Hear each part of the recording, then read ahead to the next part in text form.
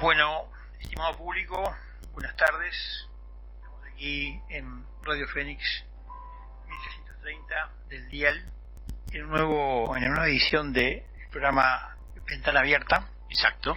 Estamos aquí en estudios, quienes habla Heraclio La Bandera, me acompañan aquí Néstor Grajales, la Laura Urán, nuestra técnica ingeniera en redes,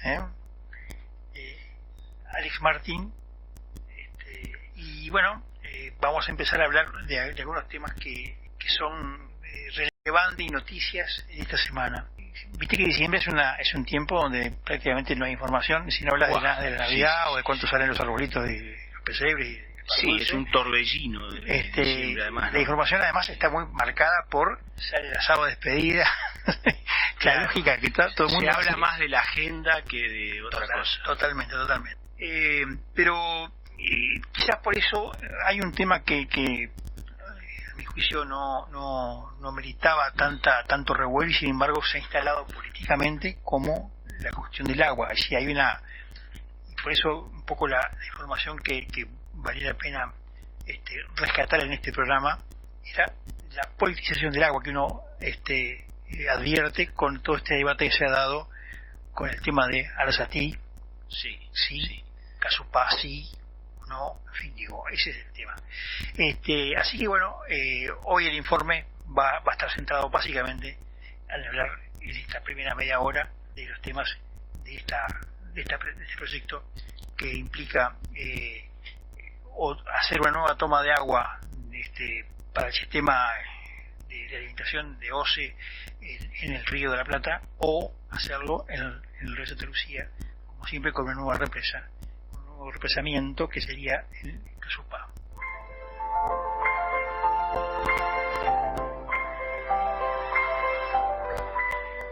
Viste, Néstor, que la gente se ha instalado acá todo el mundo opina de fútbol, todo el mundo opina de microbiología. Todos somos directores técnicos de todo. La frase.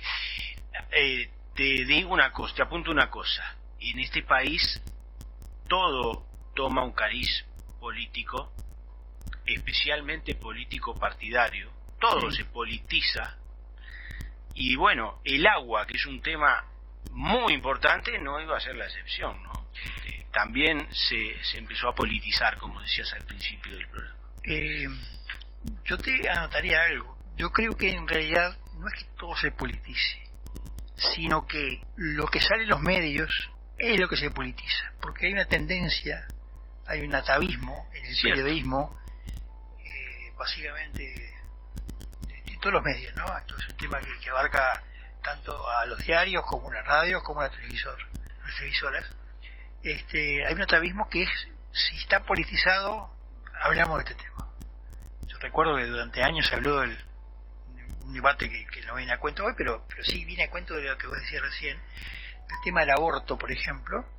Aquello fue un debate en círculos pequeños, en reuniones, pero el día que se politizó, el día que fue al Parlamento, el día que se votó una ley o se debatió una ley, ahí empezó a tener visibilidad en los medios. Es cierto. Y la gente que habla y polemiza y opina sobre estos temas que terminan politizados, en realidad opina sobre titulares de prensa, titulares de los medios, no sobre la realidad propiamente o con datos de la realidad, sino que opina sobre lo que lee o escucha en los medios. Sí, genera opinión entre los suyos, pero lo más relevante es que en general se apela a lo más contingente, a lo más accidental. Si se peleó uno con el otro, parece más importante que saber las cosas para qué sirven o si son buenas o son malas en esencia. Eso me pareció interesante en este programa un poco hablar de lo que en definitiva es la razón última por la cual este proyecto, que hoy está sujeto de debate, está contrastado con la represa de Casupá, proyecto que hace muchos años envuelta, pero que un poco el núcleo duro de la discusión ya en la previa a las elecciones. Ahora, como se anunció la semana pasada, esta semana creo, se anunció la aprobación medioambiental del proyecto de Arasati. Bueno, se armó un revuelo bárbaro y han opinado. Creo que no faltó nadie. Hoy escuché a Sanguinetti, por ejemplo, hablar del tema. Habló Orsi, habló Cose, bueno, habló el presidente de la calle. En fin, nadie ha quedado fuera de este debate. Faltábamos nosotros, por eso que estamos hablando hoy acá. Falta que es el hombre que nos va a hablar hoy del tema. Se habló en las redes sociales. También.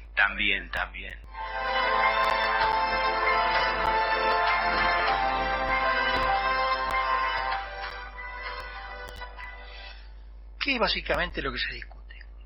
Uruguay tiene un problema de agua potable muy serio, a la luz de la experiencia última, en donde este año pasado que tuvimos una sequía muy importante, también eso generó la sospecha de que podíamos quedarnos sin agua.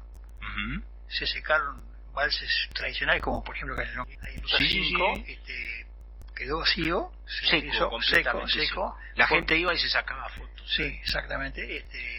Caminaba hasta la isla esa que hay, en el medio, y peleaba porque precisaban agua para más abajo, porque esa agua llega a Aguas Corrientes. Exacto. Y es ahí donde está la gran usina que abastece de agua potable a Montevideo. Ahí todos se plantearon, oportunamente, hasta tanto los personajes políticos del gobierno de la coalición republicana, como hasta el propio Mujica llegó oportunamente a hablar del tema, pensando en la oposición, ¿verdad? Sí. Donde recuerdo que dijo, nos dormimos todos. O sea que allí hubo una especie de sobreentendido de que este tema era sujeto de un debate más amplio. Luego también se politizó en sentido casi electoral, ¿no? Donde empezaron a decir, no, pero no tendría que haberse realizado a la Satillo, no tendría que tener sentido, es Casupá es el proyecto que tenemos que hacer, que básicamente Casupá es hacer en la zona de Casupá, justamente por eso es el nombre, un embalse de agua. Exacto. En base a la cual justamente se piensa potabilizarlo. Y cuando salió este debate, ya antes se había expresado Cose, porque también se cruzó esto con el famoso tema de la arena, porque cuando en un momento determinado estando Carolina Cose en lugares de decisión donde se define el tema de Ante la Arena, se optó, esto es lo que decía en su momento Astori y el propio Vázquez, en ese momento lo voy a decir, se definió de tomar la decisión para gastar un dinero que había o en Ante la Arena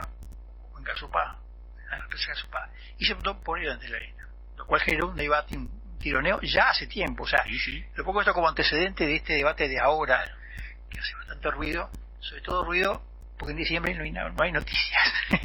Se habló mucho sobre eso, se politizó mucho el tema. Sí.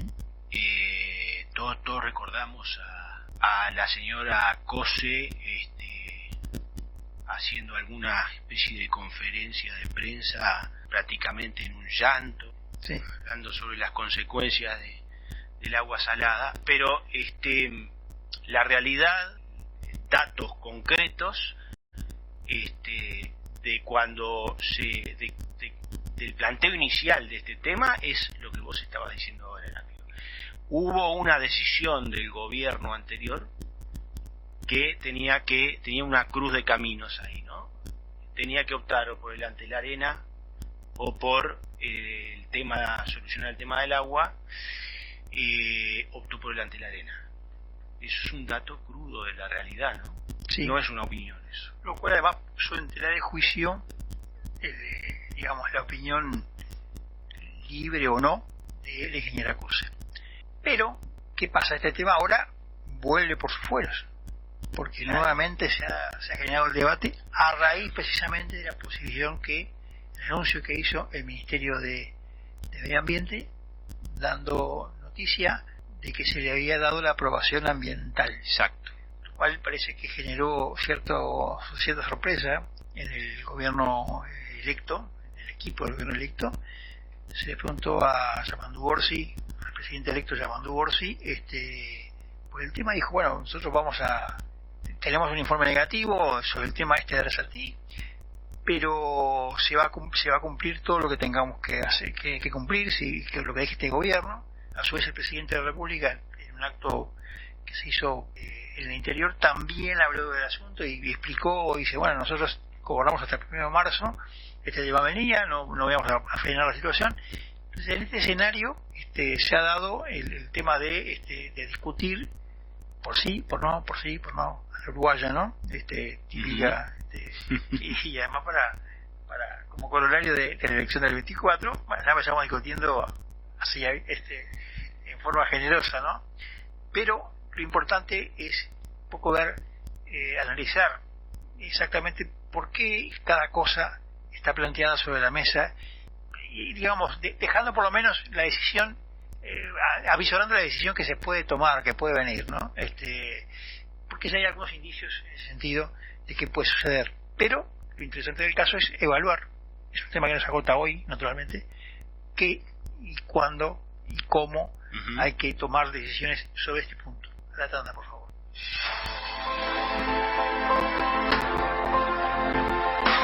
Tus avis no te dejan a pie. Presenta tu cédula y canjea 50 avis por una chance para participar del sorteo de 2 autos eléctricos BYD, 19 motos Anela. Además, podés ganarte 500 vales valor 1.000 pesos cada uno en el pago de tus facturas en nuestros locales. Vos podés ser el ganador. Te esperamos. Más información en habitat.com.uy. Cuando necesites solucionar de modo fácil los trámites difíciles en BPS, DGI y Ministerio de Transporte, consulte a los gestores de gestiones.ui. El mejor método para evitar dolores de cabeza y malestares a la billetera. Consulte su problema por Instagram a la cuenta @gestiones.ui o por correo electrónico a gestiones.ui@gmail.com. Esta gente hace fácil cualquier trámite difícil.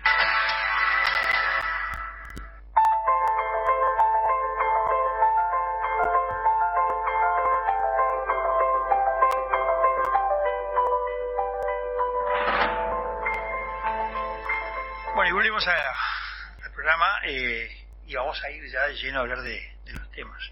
Y Alex había preparado algunas informaciones al respecto que me parece que dan contexto a todo este gran debate. Sí, es un tema de debate sin duda y bueno, fuimos a revisar algunas cosas acerca de los proyectos y implican cosas bastante diferentes y para atacar el mismo problema de la escasez de agua potable que vivimos. Digamos que la seca duró del 2020 para acá y fue bastante severa. Si no me equivoco fue un evento de casi un siglo. Exacto. Y bueno, estos dos proyectos implican tecnologías diferentes. Uno, el proyecto de Casupá, por ejemplo, utilizaría el mismo cauce del Santa Lucía, o sea que si en un escenario que sucede algo similar, ambos dependen del mismo cauce. Y el otro implica una tecnología diferente, el de Neptuno, Arasatí, implica ya desalinizar el agua, un proceso capaz un poco más sofisticado. Y esto impacta en el costo de estos proyectos. De primera mano podemos decir que uno está alrededor de los $80 millones y el otro asciende a $260 millones. Y bueno, entonces estas cosas siempre se tienen que ver porque realmente pesa bastante el tema económico. Pero bueno, esto acarrea ciertas ventajas porque si bien es más sería una inversión mayor el de Arasatí, por lo menos tendríamos una fuente diferente de agua, alternativa. Y este tema del agua ya se viene discutiendo hace tiempo ya. En el 2004 hubo un plebiscito con el 67% a favor de lo que sería que el agua sea pública, ¿no?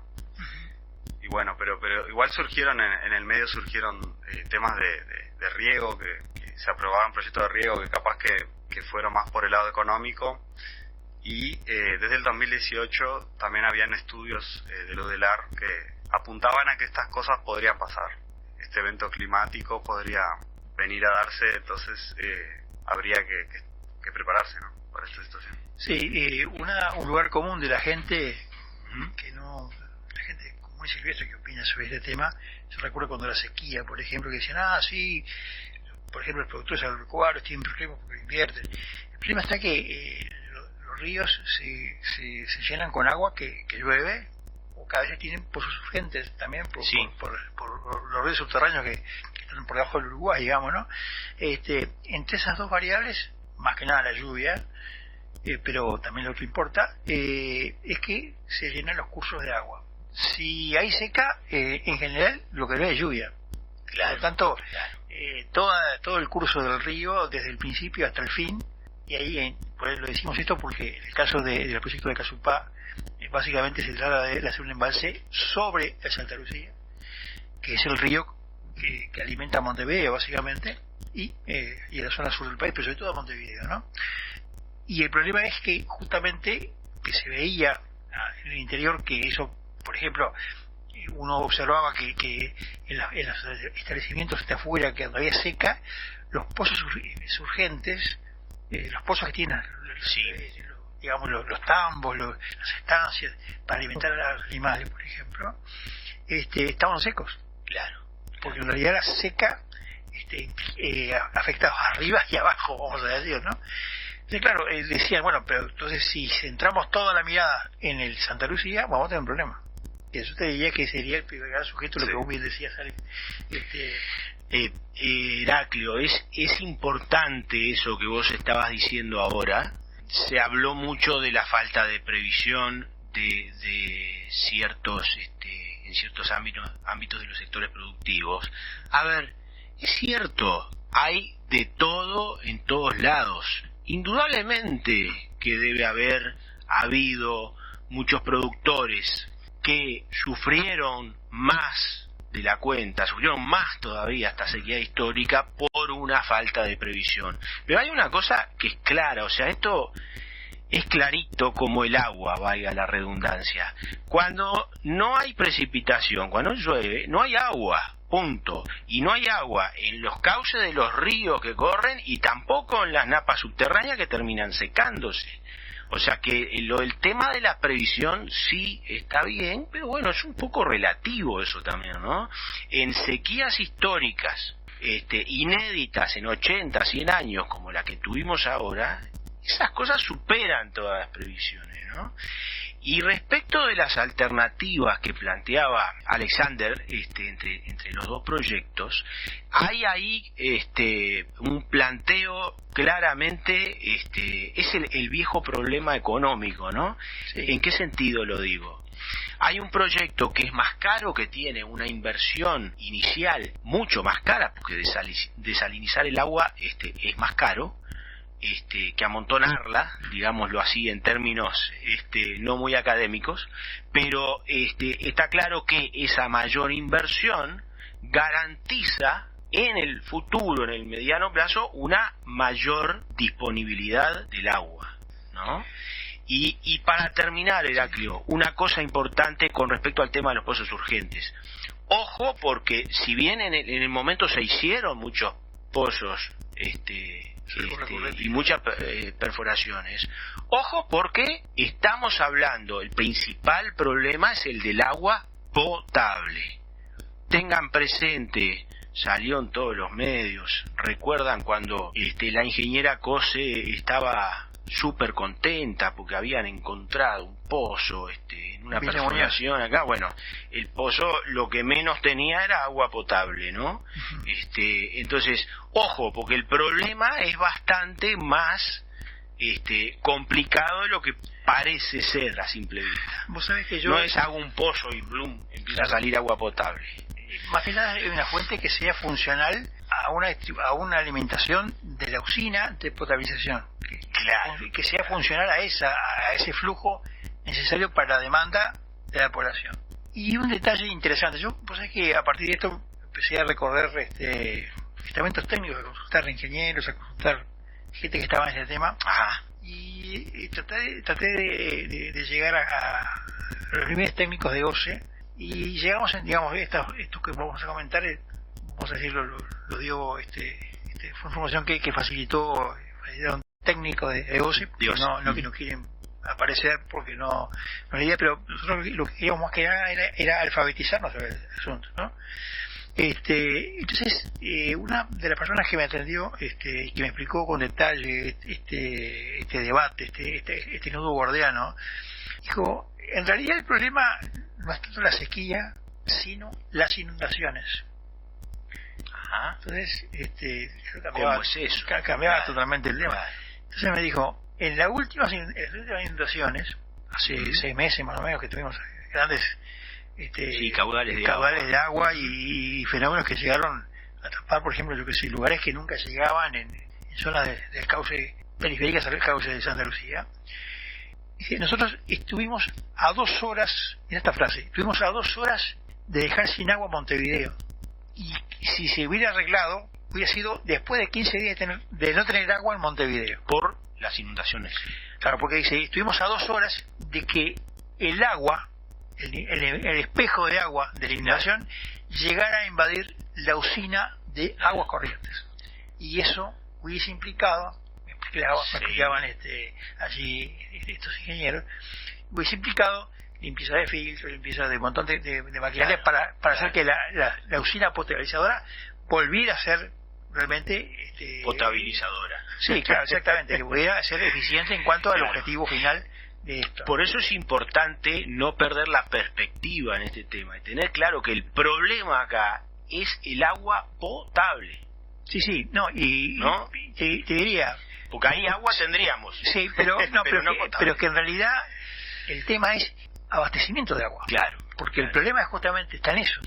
En el caso justamente de la inundación, lo que se agrega es otro problema. Claro. Lo cual nos da la pauta de cuán delicado, deble exactamente es el equilibrio de esa situación. Que eso es en definitiva lo que está en debate en todo esto.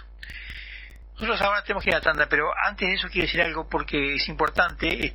Nosotros en este programa hoy vamos a incorporar un corresponsal en Europa. Interesante. Que nos va a comentar un poquito cómo está el escenario mundial, político mundial, por dónde van los cursos de los debates y los tiroteos que se ven desde Europa. Así que, después de la tanda vamos a él. Perfecto. Por favor, a la tanda, Matías.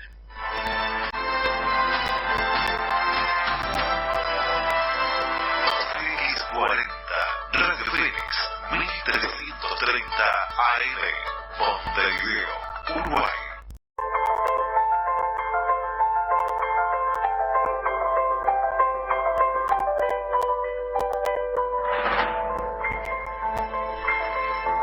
Bueno, seguimos en Ventana Abierta.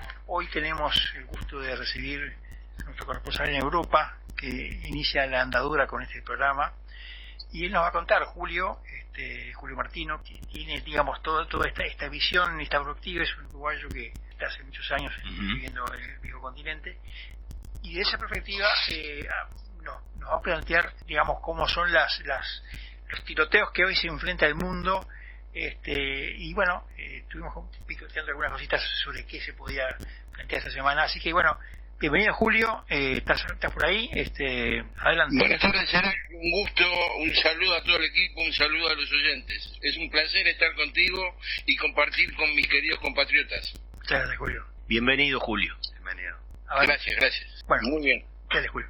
Bueno, mira, Heraclio, de acuerdo a lo que habíamos conversado un poco y de lo que está pasando aquí, evidentemente el evento que ha sido más significativo en la última semana ha sido la caída sorpresiva y imprevista del régimen de Bashar al-Assad, con 50 años de dictadura en Siria, un país de los que en su momento fue de los más poderosos militarmente, en lo que era esa alianza árabe para enfrentar a Israel, que se fue deteriorando conforme pasaban los años, pero que de todas maneras no nos deja sorprender la manera vertiginosa y rápida con que se cayó como un castillo de naipes. Claro, en la intención de informar, me gustaría alertar antes a algo que para mí es importante hacerlo. Estamos en un mar de informaciones contradictorias, unas con las otras. Generalmente es tanta la información, Heraclio, sí, que se hace difícil a veces decir en el fondo de los hechos, y por eso yo adelanto al oyente, te adelanto a ti que con la mayor discreción del mundo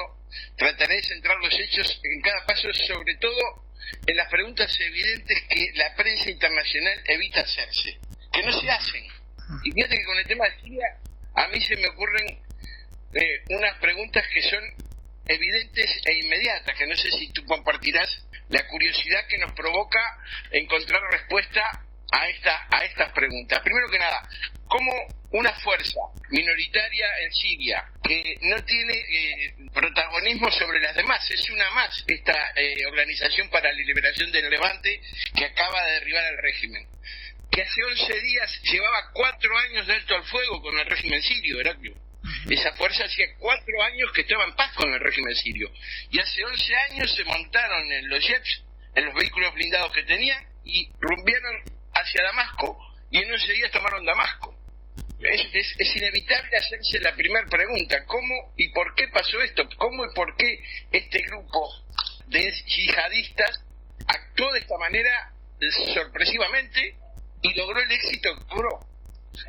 La otra gran pregunta que nos viene inmediatamente: sabemos que habían bases rusas, que el poder militar, el apoyo logístico y de armamento de Rusia eran vitales para el sostenimiento del régimen de Bashar al-Assad. ¿Qué pasó para que Rusia lo dejara caer? Muchos dicen, no, metido en el problema de la guerra con Ucrania, Rusia se ha debilitado y no ha tenido la capacidad de defender a su aliado. Vamos a ver, el grupo que acaba de tomar Damasco es una organización de 10 a 15.000 combatientes. Rusia, con un suspiro, con un soplido, defendía al régimen, no lo defendió, no lo sostuvo, no hizo nada. Incluso en el último momento Bashar al-Assad quiso crear un microestado cerca de las bases rusas para ir resistir y atrincherarse, y Rusia le hizo desistir, lo subió al avión y lo mandó para Moscú. Entonces esa es la otra gran pregunta que se hace.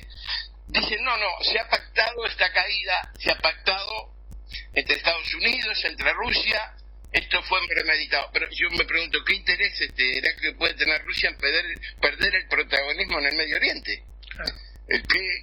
¿Qué lo mueve a actuar de esta manera? Pero aún más, hay algo que yo estoy llamando la elección siria. ¿Qué otro régimen que creen tener en Rusia un amigo, un aliado firme, confía de aquí en más en Rusia? Claro. ¿Tiene fe o seguridad que Rusia amparará su situación? Y pienso en varios países de la América Hispana que podrán estar rumiando estas cosas, allá en el Caribe, sí, que estarán pensando que poco podrán contar con Rusia, si tampoco pudo contar con Rusia Siria, un aliado histórico de Rusia y de antes la Unión Soviética, ¿verdad? Claro. Y las redes las redes se llenaron estos días del debate de qué va a pasar con Venezuela, por ejemplo. Es cierto. Claro, porque es la pregunta que se hace uno inmediatamente.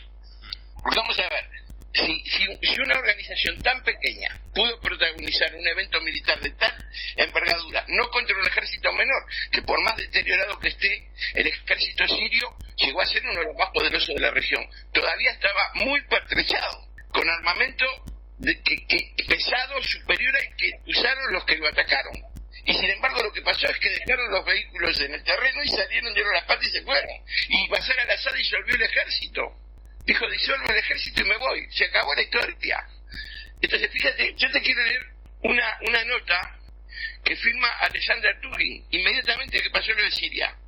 Mira, dice Alexander Dugin, que lo ubica, ¿no? Este filósofo, analista, estratega cercano al Kremlin, partidario de Eurasia como elemento central del mundo, ¿verdad? Que tiene todos unos aportes filosóficos, que quiere pretender ser el filósofo de Putin, ¿verdad? Publicó inmediatamente esto, Heraclio.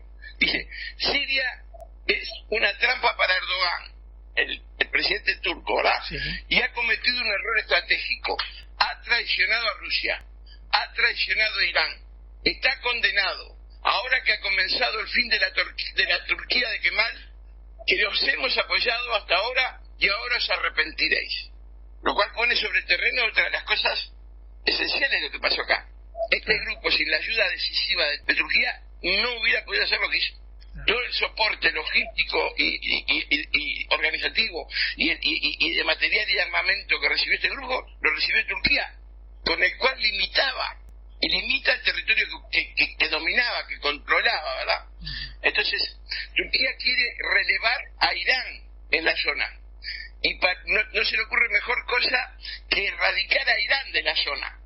Porque junto con la ida de Bashar al-Assad y la caída del partido Baas, los que se han salido de la zona han sido Irán y Hezbollah.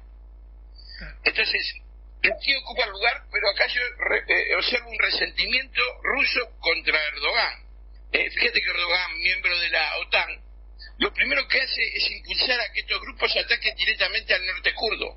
En el norte de Turquía, porque el mapa de Siria es un despropósito. En el norte hay un mini estado kurdo donde hay tropas en el terreno norteamericanas e inglesas, que a su vez coordinadas con las israelíes están bombardeando a mansalva desde hace 3 días todas las bases de municiones y de material logístico ligero y giosurio. Están arrasando con todo, ya hundieron a toda la flota.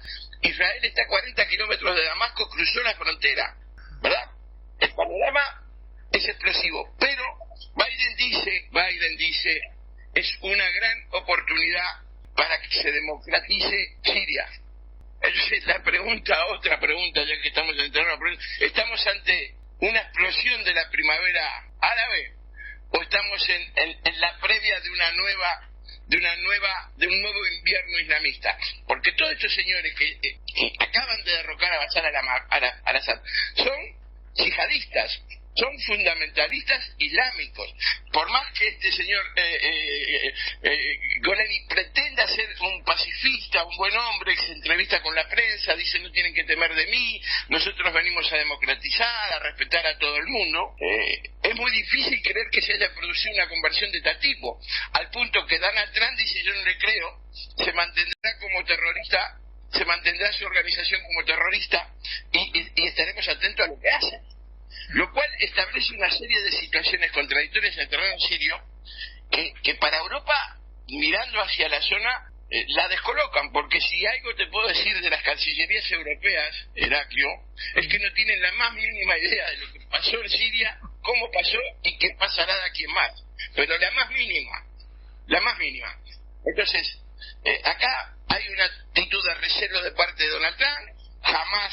Jamás la organización terrorista que controla Gaza saludó la victoria de este grupo de Al-Golani. Israel, a través de su premier, dijo que está dispuesto a conversar con el nuevo Estado sirio. Fíjate, están todas las puertas abiertas, todas las posibilidades abiertas. Y si me dices a mí, la principal pregunta que yo haría es ¿cómo un país que tiene una óptica, una visión del mundo, gente que se forma, crece y nace, se educa en una visión completamente distinta a la que tiene el mundo occidental, será acoplada a las normas del mundo occidental? Porque hay un líder que se parece a Fidel Castro que nos dice con voz aterciopelada, no teman, somos moderados, ya no somos terroristas, respetaremos a todo, pero el primo de Bashar al-Assad lo colgaron de una grúa hoy de mañana, sí. Lord Carlos, ¿verdad? Entonces es otra mentalidad. Siria es un estado fallido absolutamente. Hay 1000 grupos en pugna. Hay tropas en el terreno israelíes, inglesas, estadounidenses. Las rusas se están yendo.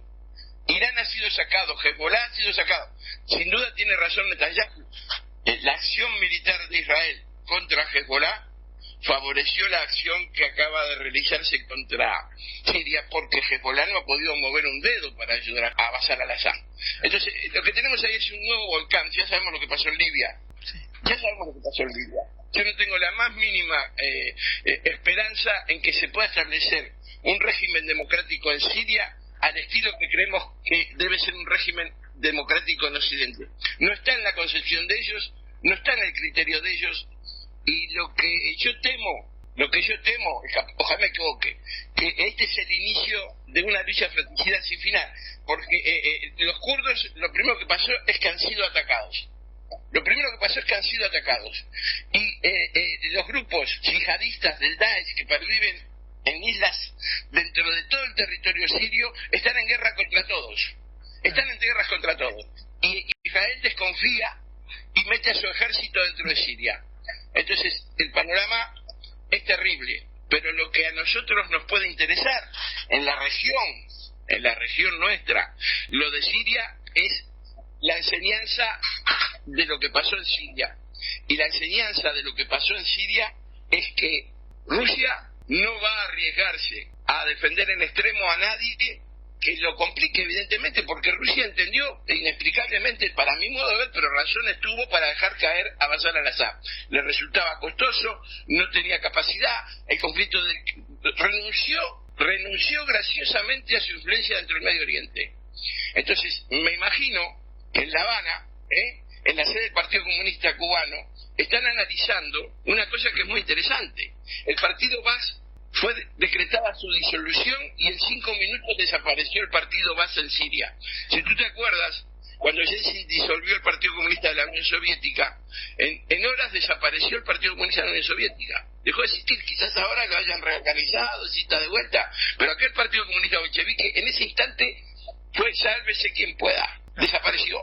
Entonces se estarán preguntando en La Habana, y Diosdado Cabello quizás en Caracas también, ¿cuánto durarán sus partidos? ¿Cuánto durarán sus fuerzas armadas? ¿Cuánto durará su resistencia? Si la tienen que asumir solos ante una acción que yo estoy seguro que Estados Unidos no realizará directamente sobre esos países, pero que Marco Rubio, que será el nuevo secretario de Estado de los Estados Unidos, sin duda tiene en mente para actuar sobre estos países, y va a actuar, de eso que no te quepa ninguna duda. Los medios del exilio cubano lo repiten sistemáticamente en sus medios de televisión, de radio. La prioridad, están entusiasmados porque saben que Marco Rubio va a dedicar parte de su actividad a que el comunismo de Cuba caiga. ¿Cómo lo hará? No se tienen 1000 instrumentos para hacerlo.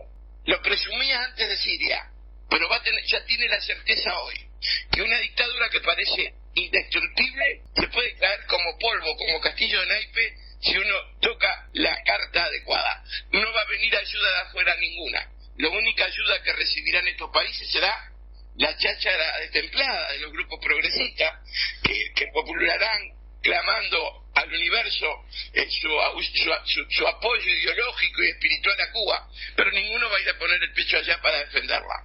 Así que este es un evento histórico que conmueve al Medio Oriente, pero que sirve de lección a nuestra región, y genera enseñanzas y sienta en la base y en la cabeza de los que van a conducir el gobierno de los Estados Unidos en el futuro un hecho dramático, importantísimo, que la cobardía del Partido Demócrata nunca hizo, pero que el Partido Republicano, con sus halcones al frente, va a actuar sobre las tiranías venezolanas y cubanas. Yo no sé si quieres hablar algo más de este tema o querés que lo que poco que nos queda, que es muy poco, ya prácticamente nada, ¿verdad? Prácticamente nada. Yo diría que por lo menos diste una visión bastante amplia del asunto, porque en definitiva se trata de juntar elementos que están allí dispersos. Digo, como a vos te parezca de redondear el tema, pero creo que está bien plasmado sobre la mesa cuál es la novedad que hay en todo esto, ¿no? La lectura de la novedad, ¿no? Yo creo que la lectura que yo haría con nuestros pies allá en América es esta, ¿no? No hay dictadura que dure 100 años ni régimen que lo aguante. Ninguna lo ha logrado llegar, ¿verdad? Sí. Y aspiro que esta enseñanza sea fructífera en la mente de los que van a dirigir la política de los Estados Unidos, y que los amigos de esta dictadura pongan sus barbas en remojo y dejen de ilusionarse con un mundo que va hacia la izquierda caviar, porque está asomando los ojos en el mundo, otro mundo que quiere corregir esta asonada de la progresividad mundial. Esa es mi opinión. Muy bien, Julio, muy amable por tu informe, muy completo, muy vasto, da elementos que acá de pronto no pasan desapercibidos, y bueno, creo que eso es la riqueza de tener una mirada desde allí, desde Europa. Julio, el jueves que viene estamos de vuelta en Ventana Abierta, y bueno, esperamos un nuevo informe tuyo sobre los temas que tú sugieras. Gracias por todo. Muy bien, hablaremos un poco de España. Ha sido un gusto, un saludo a todos. Bueno, un saludo. Gracias, Julio. Gracias, Julio. A la tanda, por favor.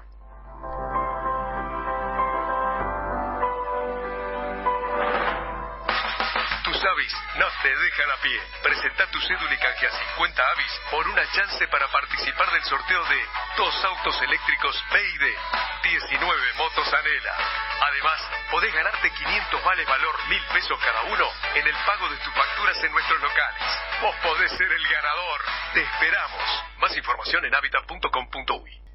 Cuando necesites solucionar de modo fácil los trámites difíciles en BPS, DGI y Ministerio de Transporte, consulte a los gestores de gestiones.ui.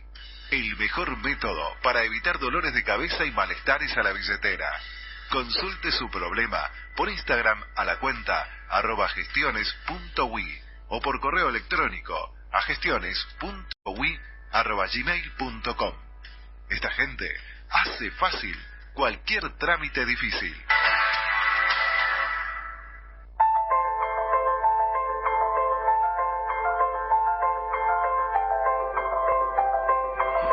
Otra vez en el estudio, acá nos quedamos conversando fuera de micrófono. Sí. Qué complejo que es el mundo en Medio Oriente, el mundo islámico.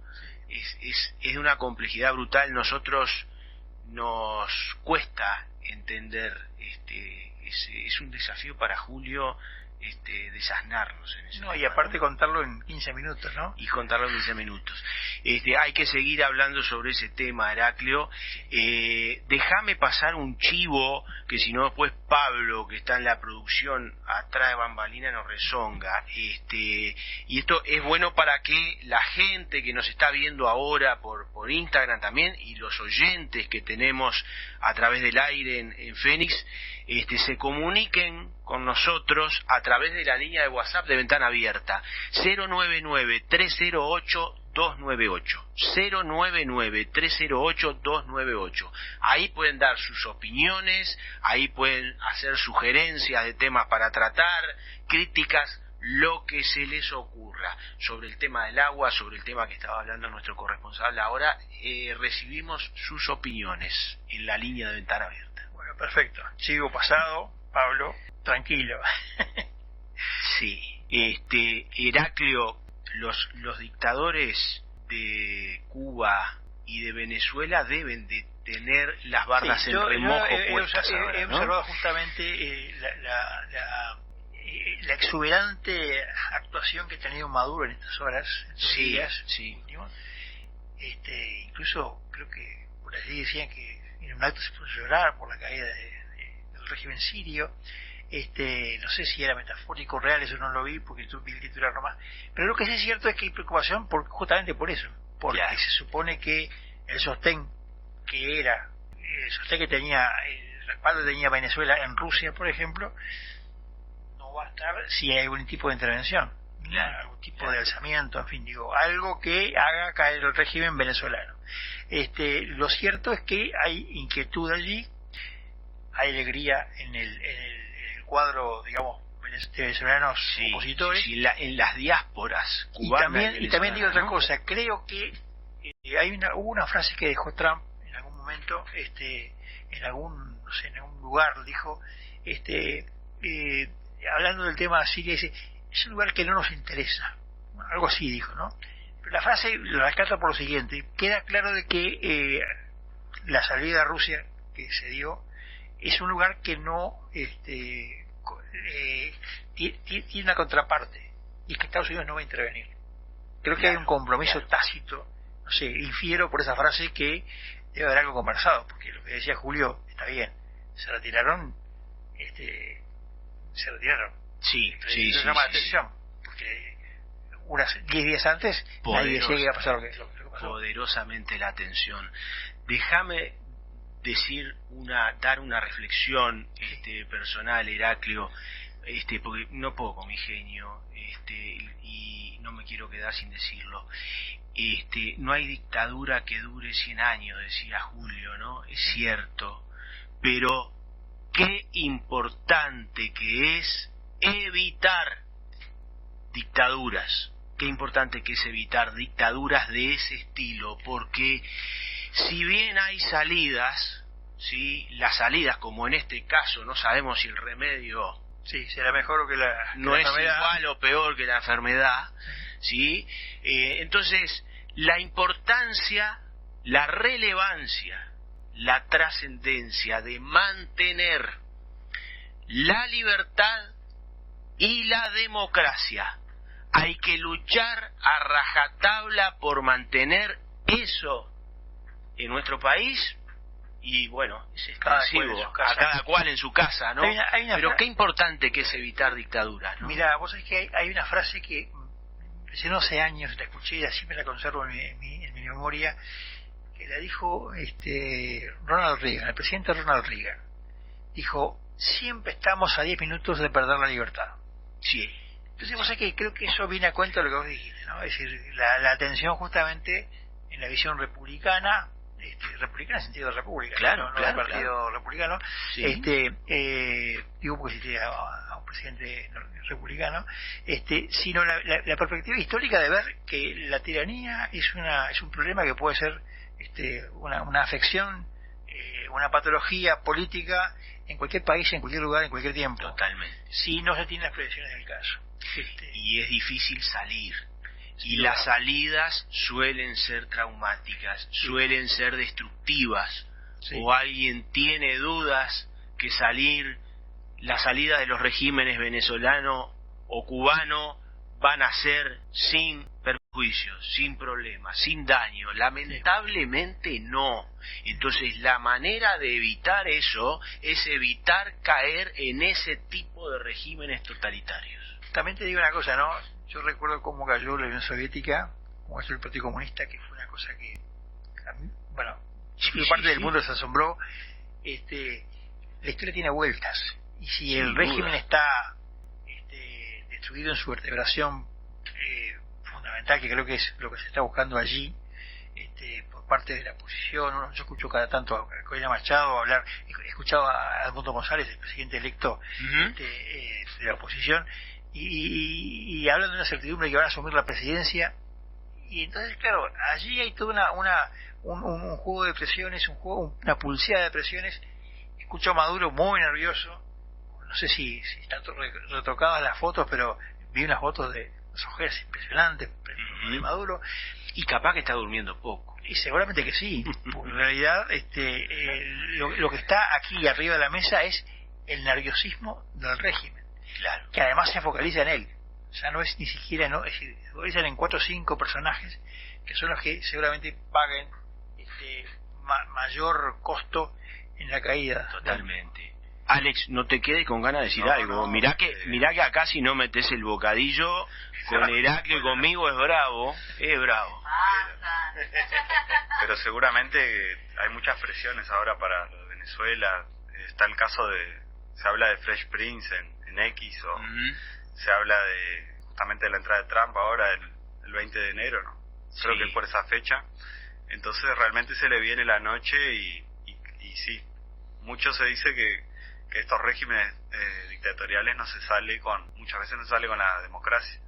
Pero bueno, ahora que se sabe lo de las actas, el apoyo gigantesco que tuvieron Corina Machado y Edmundo González quedó sobre las cuerdas, y bueno, vamos a ver lo que pasa en enero, cuando le toque asumir a Edmundo. Totalmente. Sí, porque además es un juego de presiones en un sentido y otro. Claro. Edmundo está líquido, como decías. Líquido como el agua, que era el tema del comienzo del programa. Quedamos colgados con muchas cosas del tema de agua, que por todo este debate que se dio. Heraclio, Arasatí, Neptuno o Casupa. Yo creo ¿qué es lo mejor? Audiencia, ustedes opinen también por la línea. ¿Qué es mejor? ¿Qué prefieren? De las cosas que quedaron colgadas para decir es que el proceso de estudio llevó un tiempo técnico. Esto se presentó en el año 21, y de entonces hizo una comisión técnica y en licitación, cumpliendo todas las reglas normales de las licitaciones, y se llegó a una conclusión técnica con funcionarios de la línea, como me decía quien me daba esta información, que son funcionarios de carrera, que son los que analizaron el tema. No existe la presunción de que el mejor proyecto es Arasati, pero a su vez hay fuertes señales políticas, sobre todo parte del gobierno entrante, del gobierno electo, que señalan que lo mejor es Casupá. Incluso por distintos lados se ha recogido que ha empezado movimientos en ese sentido, ¿no? Pero lo cierto es que el tema Casupá no resuelve todo el problema. Me decía justamente la gente de OCE, el tema Casupá es un tema antiguo, decía esta fuente, antiguo e incompleto. En cambio el otro decía, no soluciona un problema, que debe ser el tema de abastecimiento de agua, ¿no? En definitiva, Casupá lo que hace es embalsar más agua, y en casos de sequía extrema, justamente el agua es lo que falta. El tema del agua es un sujeto de debate que da para mucho. Creo que con esto no lo agotamos, pero ni cerca. Y seguramente vamos a volver en algún instante. Sí, sin dudas. Incluso podemos hablar internacionalmente también que hay fenómenos como lo que pasó en España, ¿no? Que hubieron inundaciones, y hay que saber manejar el tema del agua. Hay que prestarle mucha atención, porque es fundamental, sin duda, agua potable. Y bueno, el caso de Neptuno, el proyecto de Neptuno nos podría ofrecer una real alternativa, y bueno, y capaz que en un futuro se podrían ver de realizar ambos, porque es algo fundamental. Pero estaría interesante tener una real alternativa, y que si este evento vuelve a suceder, que no nos quedáramos en banda con este tema, ¿no? Claro. Bueno, lo del progresismo español es nefasto, ¿no? Lo que hicieron fue destructivo. Eso lo conversamos en otro programa. Y el próximo jueves, si Dios quiere, vamos a conversar este tema con Julio, que nos va a hablar de estos temas de España, justamente porque ha sido sujeto de varias informaciones nuevas. Y bueno, y el tema del agua ahí pasó a ser un asunto, diría, definitorio. Central. La tragedia de Valencia y las inundaciones. Bueno, se nos fue el tiempo. Se nos fue el tiempo, gente. Bueno. Cortito, porque no alcanzó el tiempo, pero nos vamos. Esperamos que les haya gustado. Saludos a la gente que está ahora por Instagram viéndonos, los que nos vean y nos escuchen después. Gracias a todos los oyentes de Fénix. Hasta el próximo jueves, si Dios quiere. Hasta el próximo jueves.